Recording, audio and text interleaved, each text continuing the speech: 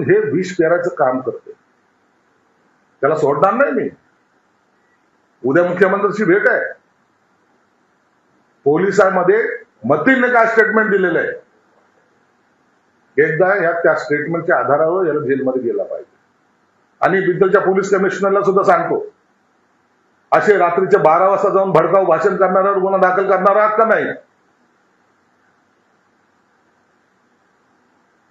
कशाच्या बेसवर गेला होता तो तिथं? का म्हणून गेला होता? आरोपीला पाठबळ देण्यासाठी गेला होता. आणि त्याला माहिती देणारे कोण? सकाळी घर पडणार आहे त्याला सांगणारं कोण होतं? पालकमंत्री काय करू शकतो किंवा पालकमंत्र्याचं काय? अरे मी पालकमंत्री पद आणखीन वापरलंच नाही, मला त्या पदाची मस्ती नाहीये.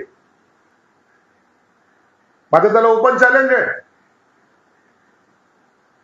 इस्लामला मानतोस? कुराण शरीफला मानतोस?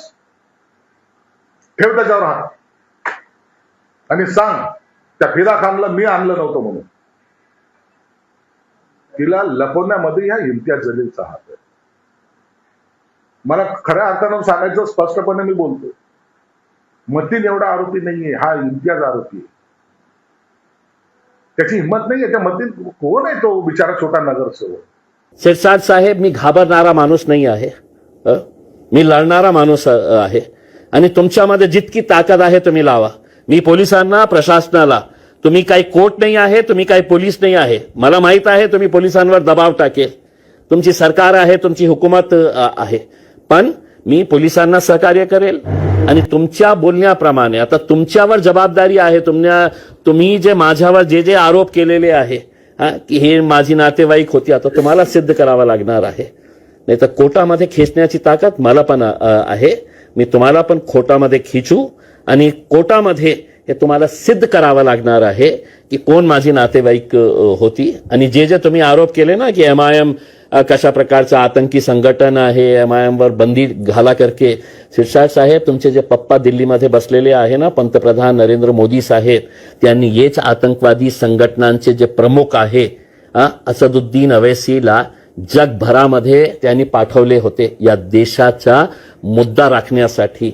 या देशाचा हित काय आहे, या देशामध्ये आम्ही कशा आहे याचे मुद्दे मांडण्यासाठी तुम्हाला नाही पाठवले होते.